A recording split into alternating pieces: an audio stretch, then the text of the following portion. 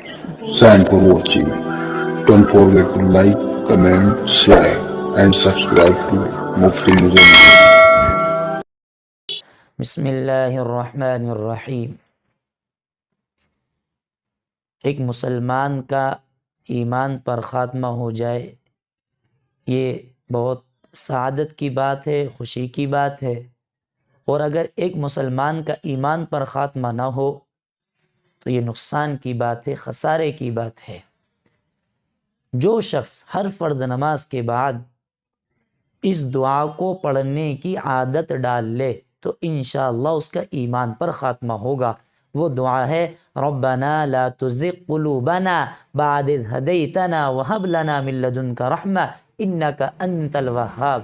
اس کا ترجمہ ہے اے ہمارے رب، ہدایت کے بعد ہمارے دلوں کو ٹیڑھا نہ کرنا اور ہمیں اپنی طرف سے رحمت عطا فرما، بے شک تو بہت عطا کرنے والا ہے۔